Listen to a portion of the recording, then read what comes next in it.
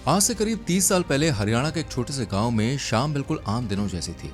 लोग खेतों से काम करके लौट रहे थे, महिलाएं घरों में खाना बना रही थी और बच्चे बेफिक्र होकर खेल रहे थे। तभी अचानक आसमान में इतना जोरदार धमाका हुआ कि 3 गांव की धरती कांप उठी। कुछ पल के लिए लोगों को लगा कि जैसे मानो भूकंप आ गया है, लेकिन जब उन्होंने आसमान की तरफ देखा तो वहां का मंजर देखकर उनकी सांसें थम गई। आखिर आसमान में ऐसा क्या हुआ जिसने सैकड़ों जिंदगियों की किस्मत को हमेशा के लिए बदल दिया? जानने के लिए वीडियो में एंड तक मेरे संग बने रहिए। Welcome to gripping tales. मैं हूं समीर आपके साथ और आज की स्टोरी का नाम है चरखी दादरी।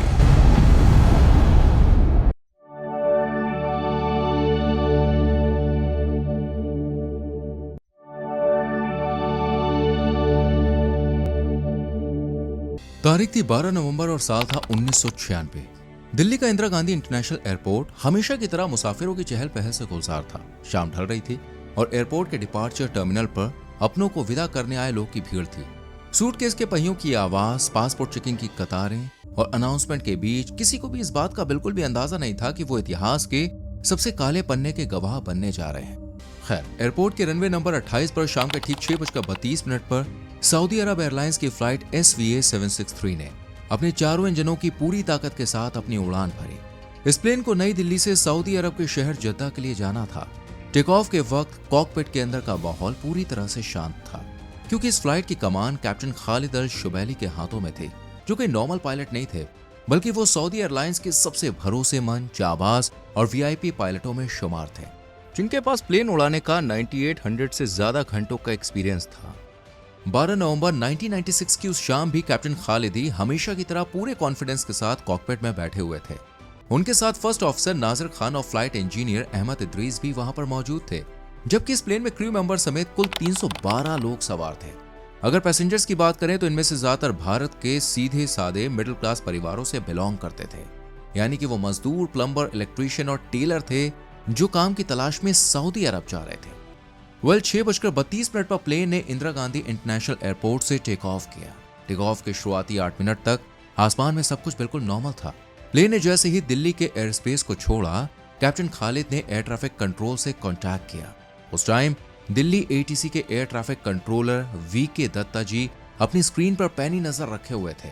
उन्होंने सऊदी अरब एयरलाइंस के पायलट को ऑर्डर दिया कि वो सीधे ऊपर जाते हुए 14,000 फीट की ऊंचाई पर जाकर स्टेबल हो जाएं और अगले ऑर्डर का वेट करें। कैप्टन खालिद ने ATC के इस ऑर्डर को दोहराया और प्लेन का ऑटो पायलट 14,000 फीट पर सेट कर दिया, जिसके बाद प्लेन के कैबिन के अंदर लाइट्स को नॉर्मल कर दिया गया।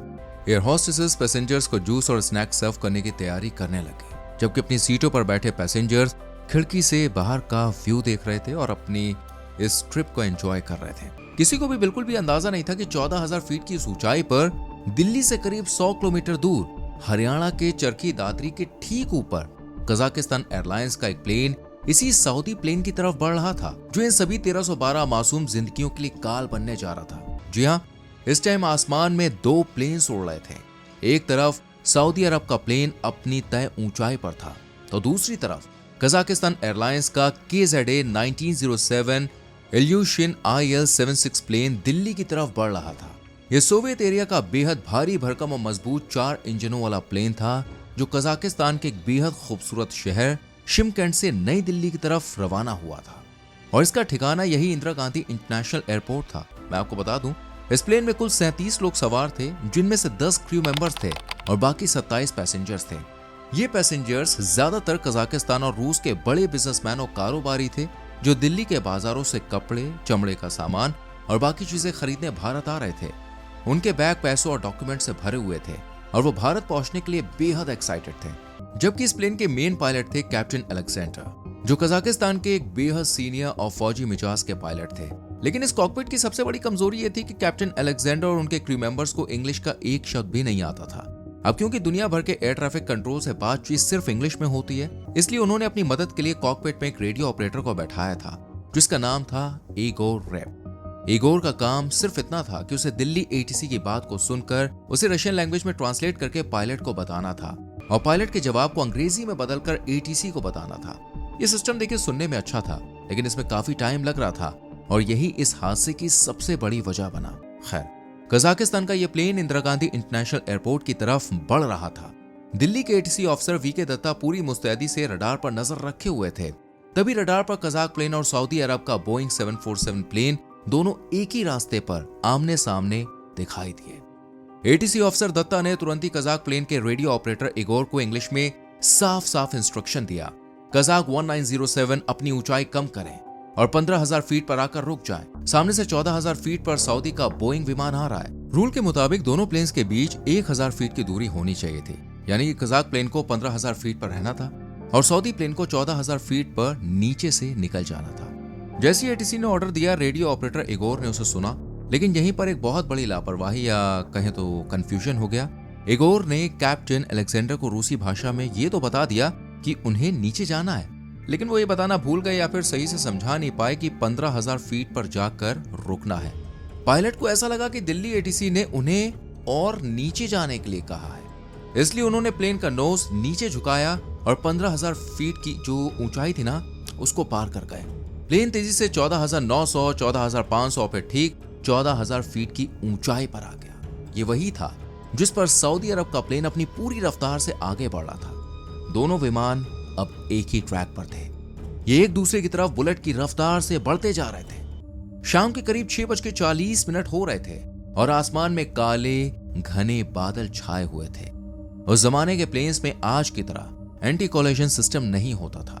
पायलट सिर्फ अपनी आंखों से देखकर या फिर एटीसी के रडार के भरोसे उड़ा करते थे। घने बादलों की वजह से कजाक और सऊदी प्लेन्स के पायलटों को सामने से कुछ भी दिखाई नहीं दे रहा था। दोनों प्लेन्स की कंबाइंड स्पीड लगभग 1600 किलोमीटर प्रति घंटे थी। इस रफ्तार पर पलक झपकाने का भी टाइम नहीं मिलता है। ठीक 6:40 पर कजाक प्लेन का राइट विंग और उसकी टेल सऊदी अरब के बोइंग 747 प्लेन के मेन कैबिन और पिछले हिस्से से टकरा गए। अब देखिए, ये टक्कर इतनी जोरदार थी कि हवा के प्रेशर और इंपैक्ट से सऊदी प्लेन का जो पिछला हिस्सा था ना, वो हवा में ही कटकर अलग हो गया। उसके विंग्स में भरा हजारों लीटर पेट्रोल तुरंत ही सुलग उठा और आसमान में एक बड़ा और भयानक आग का गोला बन गया, जिसके चलते सऊदी प्लेन हवा में ही टुकड़ों टुकड़ों में बट गया।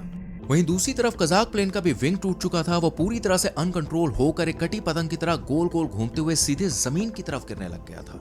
इधर दिल्ली एटीसी के ऑफिसर वीके दत्ता, जो कजाक और सऊदी प्लेन्स को रडार स्क्रीन पर देख रहे थे, अचानक 6:41 पर दोनों प्लेन्स स्क्रीन से पूरी तरह से गायब हो गए। उनके गायब होते ही एटीसी रूम में अब देखिए हड़कंप मच जाता है। ऑफिसर दत्ता ने तुरंत ही रेडियो का माइक उठाया और दोनों प्लेन्स को कॉल करना शुरू कर दिया, अपनी पूरी कोशिश की। उन्होंने पूछा, सऊदी 763, दिल्ली एटीसी, क्या आप मुझे सुन सकते हैं? पर कोई जवाब नहीं आया। कजाक 1907, दिल्ली एटीसी, अपनी पोजीशन बताएं, लेकिन वहां से भी सिर्फ सन्नाटा था। दत्ता ने बार बार दोनों प्लेन्स को आवाज दी, लेकिन दूसरी तरफ से कोई भी आवाज देखे नहीं आ रही थी। एटीसी को यह बात समझ में आ चुकी थी कि हवा में कुछ बहुत ही भयानक हुआ है। उसी टाइम यूनाइटेड स्टेट्स एयरफोर्स का एक कार्गो प्लेन C-141 भी उसी एयर स्पेस में उड़ रहा था और वो दिल्ली की तरफ आ रहा था। इस प्लेन के कैप्टन टिमोथी जे प्लेस ने काले बादलों के बीच अपनी खिड़की से बाहर देखा और उन्होंने तुरंत ही दिल्ली एटीसी को रेडियो पर तुरंत घबराते हुए मैसेज भेजा कि उनके दाहिनी तरफ बादलों के बीच में एक बहुत बड़ा कोई धमाका हुआ है। इस गवाही ने दिल्ली एटीसी का जो शक था उसे यकीन में बदल दिया कि दोनों जो प्लेन्स हैं वो आपस में टकरा चुके हैं। वहीं दूसरी तरफ हरियाणा के चरखी, दादरी और उसके आसपास के गांव के लोग रोज की तरह शाम के टाइम खेतों से काम करके अपने अपने घर की ओर लौट रहे थे। जो औरतें थी वो घर में खाना बना रही थी, जो बच्चे थे वो बाहर खेल रहे थे। पर तभी अचानक आसमान में एक ऐसा भयानक धमाका हुआ जैसे मानो एक साथ 100 बम फट गए हों। ये धमाका इतना तगड़ा था कि कई किलोमीटर दूर तक लोगों के घरों की खिड़कियां जो थी ना वो चिटक गई थी और पैरों के नीचे की धरती हिल गई थी। लोगों को लगा कि भाई ये शायद भूकंप है। जब उन्होंने आसमान की तरफ देखा तो वहां का सीन बेहद डेंजरस था। घने काले बादलों के बीच से आग का एक बहुत बड़ा गोला नीचे गिर रहा था। दोनों प्लेन से भरा हजारों लीटर पेट्रोल आसमान में ही सुलग चुका था, जो अब जलती हुई बारिश की तरह खेतों पर गिर रहा था। यही नहीं, आसमान से लोहे के भारी भरकम टुकड़े, जलते हुए टायर और सूटकेस करीब 8 से 10 किलोमीटर के दायरे में फैल गए थे। चारों तरफ अंधेरा ही अंधेरा छा चुका था। धमाके की आवाज सुनते ही अपनी जान की परवाह किए बिना सैकड़ों गांव वाले हाथों में लाठियां, कुल्हाड़ी और टॉर्च लेकर खेतों की तरफ दौड़ पड़ते हैं। खेतों में रुई और बाजरे की फसल खड़ी हुई थी, जिसमें प्लेन का जलता फ्यूल गिरते ही आग लग चुकी थी। वहीं कजाकिस्तान प्लेन का फ्यूजलेज एक बड़े खेत में जाकर गिर गया था। जब गांव वाले वहां पर पहुंचे तो नजारा बिल्कुल दिल दहला देने वाला था, क्योंकि लोहे का वो स्ट्रक्चर बुरी तरह से पिचक चुका था और उसमें से आग की लपटें निकल रही थी। चारों तरफ चीख पुकार मची हुई थी। उसी जलते हुए मलबे के नीचे से गांव वालों को कुछ लोग के करहाने और रोने की आवाजें सुनाई दी। अपनी जान की परवाह उन्होंने बिल्कुल नहीं की। गांव वालों ने जलते हुए लोहे को हाथों से ही हटाना शुरू कर दिया। उन्होंने मलबे को कटरों कुल्हाड़ियों से काटा और कजाक प्लेन के 4 से 5 पैसेंजर्स को जिंदा बाहर निकाला गया। आपको बता दूं, साल 1996 में आज की तरह हर किसी के पास मोबाइल फोन नहीं हुआ करते थे। गांव में ना तो तुरंत ही एम्बुलेंस बुलाई जा सकती थी और ना ही पुलिस को खबर देने का कोई जरिया था। ऐसे में गांव वालों ने बहुत समझदारी से काम किया, बहुत हिम्मत से काम किया और बिल्कुल भी टाइम वेस्ट नहीं किया। उन्होंने मलबे से निकाले गए घायलों को बोरियों और चादरों पर लिटाकर ट्रैक्टरों में रखा और उन्हें तुरंत ही जिला अस्पताल लेके वो भागे। हालांकि चोटें इतनी सीरियस थी कि हॉस्पिटल पहुंचते पहुंचते उन घायलों ने दम तोड़ दिया। देर रात होते होते यहाँ पर पुलिस, फायर ब्रिगेड और रेस्क्यू की टीम भी आ गई, पर खेतों के बीच बड़ी गाड़ियों या एम्बुलेंस के जाने के लिए कोई पक्की सड़कें नहीं थी। इसलिए रेस्क्यू टीमों को कई किलोमीटर पैदल या ट्रैक्टर पर बैठकर जाना पड़ रहा था। रात करीब 8:30 बजे तक दिल्ली और पास के मिलिट्री बेस से इंडियन आर्मी के सोल्जर्स और कमांडोज भी पहुंच गए। आर्मी और पुलिस ने अपनी दर्जनों जीपों और ट्रकों को खेतों के चारों तरफ कतार में खड़ा कर दिया और सभी गाड़ियों के हेडलाइट्स को फुल बीम पर खेतों की तरफ ऑन कर दिया ताकि कुछ रोशनी हो सके। आर्मी अपने साथ बड़े बड़े डीजल जनरेटर और पोल वाली सर्च लाइट्स लेकर आई थी। इन्हें खेतों के बीच में गाड़ा गया ताकि मलबे वाले हिस्से को पूरी तरह से रोशन किया जा सके, वहां लाइट वगैरह हो सके। इतने बड़े इलाके में बॉडीज को ढूंढने के लिए आर्मी और पुलिस वालों के सोल्जर्स ने एक दूसरे का हाथ पकड़कर एक लाइन में खड़े होकर एक ह्यूमन चेन बनाई।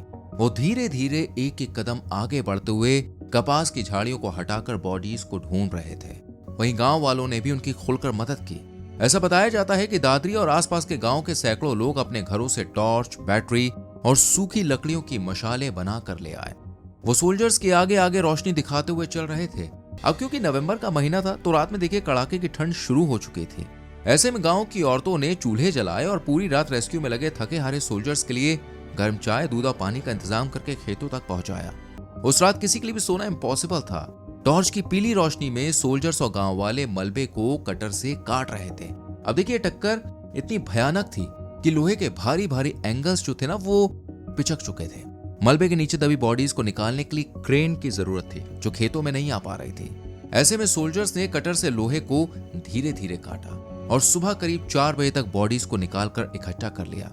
अगले दिन होते ही मिनिस्ट्री ऑफ सिविल एविएशन और एविएशन एक्सपर्ट्स की टीमें दादरी पहुंच जाती हैं और उन्होंने दोनों प्लेन्स के ब्लैक बॉक्स को ढूंढने का जो काम था वो शुरू कर दिया।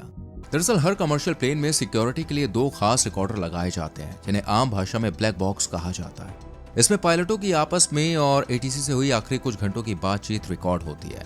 साथ ही प्लेन की रफ्तार, ऊंचाई और इंजन की जानकारियां भी रिकॉर्ड होती हैं। ऐसे में इस हादसे की जांच के लिए एक्सपर्ट्स ने सबसे पहले इन बॉक्स को ढूंढना ही जरूरी समझा, क्योंकि वही असली सच बता सकते थे कि आखिर इतनी बड़ी जो ट्रेजेडी है वो हुई कैसे।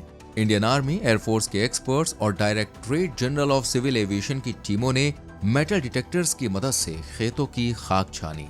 प्लेन का मलबा इतना ज्यादा था कि लोहे के हजारों टुकड़ों के बीच से उस छोटे से बॉक्स को ढूंढना भूसे के ढेर में सुई ढूंढने जैसा था, यानी कि बहुत ज्यादा मुश्किल था। पर दोपहर तक कड़ी मशक्कत के बाद टीमों को सऊदी बोइंग 747 और कजाक इल्यूशन 76 दोनों प्लेन्स के ब्लैक बॉक्स मलबे से मिल जाते हैं, जिन्हें तुरंत ही सील करके दिल्ली के लैब में भेजा जाता है। अब क्योंकि कजाक प्लेन का ब्लैक बॉक्स रूसी टेक्नोलॉजी का था, इसलिए उसके डेटा को निकालने के लिए कजाकिस्तान और रूस के एक्सपर्ट्स को भी दिल्ली बुलाया गया। जब दोनों प्लेन्स के कॉकपिट की आखिरी बातचीत को सुना गया तो हादसे की पूरी क्रोनोलॉजी सामने आई। कॉकपिट वॉइस रिकॉर्डर से ऐसा पता चला कि कजाक विमान का रेडियो ऑपरेटर इगोर एटीसी के इंस्ट्रक्शन को लेकर खुद बहुत उलझन में था। जब दिल्ली एटीसी ने 15,000 फीट पर रुकने को कहा तो इगोर ने पायलट को सही से कमांड नहीं दी। टेप में सुना गया कि कजाक प्लेन जब 14,000 फीट पर आ चुका था तब अचानक से इगोर चिल्लाया, अरे हम तो बहुत ज्यादा नीचे आ गए, ऊपर चलो। लेकिन तब तक सऊदी प्लेन ठीक सामने आ चुका था। इसके अलावा जांच में एक और बेहद चौंकाने वाली बात सामने आई है कि इंटरनेशनल एविएशन में ऊंचाई को फीट में मापा जाता है, लेकिन कजाक प्लेन के कॉकपिट में लगे इंस्ट्रूमेंट्स ऊंचाई को मीटर में दिखा रहे थे। ऐसे में इगोर को बार बार फीट को मीटर में और मीटर को फीट में बदलना पड़ रहा था। इस कैलकुलेशन में भी कॉकपिट के अंदर कीमती सेकंड्स बर्बाद हुए और पायलट को ऊंचाई का सही अंदाजा नहीं मिल पाया। वहीं दूसरी साइड सऊदी अरब के प्लेन के पायलट कैप्टन खालिद अल शुबैली बिल्कुल सही थे। वो एटीसी के कहे मुताबिक 14,000 की फीट की ऊंचाई पे ही उड़ रहे थे। उन्हें आखिरी सेकंड्स तक नहीं पता था कि कोई दूसरा प्लेन भी सामने की तरफ से आ रहा है। आपको बता दूं, ब्लैक बॉक्स के पुख्ता सबूतों के आधार पर जांच कमेटी ने दिल्ली के 8 सी ऑफिसर वीके दत्ता को पूरी तरह से क्लीन चिट दे दी। कमेटी ने अपनी रिपोर्ट में यह साफ कहा कि यह हादसा कजाक प्लेन के पायलट और रेडियो ऑपरेटर की गलती, लैंग्वेज की समझ न होने और खराब कम्युनिकेशन की वजह से हुआ था। इसमें वीके दत्ता की किसी भी तरह की कोई भी गलती नहीं थी। आपको बता दूं, अब तक ये न्यूज पूरी दुनिया में फैल चुकी थी और लोग अपनों को ढूंढते हुए उत्तर प्रदेश, केरल और देश के कोने कोने से दादरी पहुंचने लगे। चारों तरफ रोने बिलखने की आवाजें थी। कई बॉडीज इस हालत में नहीं थी कि उनकी पहचान हो सके। लास्ट में जिन बॉडीज की पहचान नहीं हो सकी, उनका चरखी दादरी के गांव वालों और प्रशासन ने मिलकर पूरे धार्मिक रीति रिवाजों के साथ अंतिम संस्कार कर दिया। आपको बता दूं, इस हादसे में दोनों प्लेन्स के कुल 339 लोग की जान गई थी, जिस वजह से आज भी इतिहास का तीसरा सबसे बड़ा प्लेन क्रैश है। वेल, इस ट्रेजेडी के बारे में आपका क्या ओपिनियन है, आप कमेंट सेक्शन में लिख सकते हैं। वीडियो को लाइक और शेयर करें और चैनल को सब्सक्राइब करके बेल आइकॉन प्रेस करें, जिससे आने वाली ग्रिपिंग स्टोरीज आपसे मिस ना हो।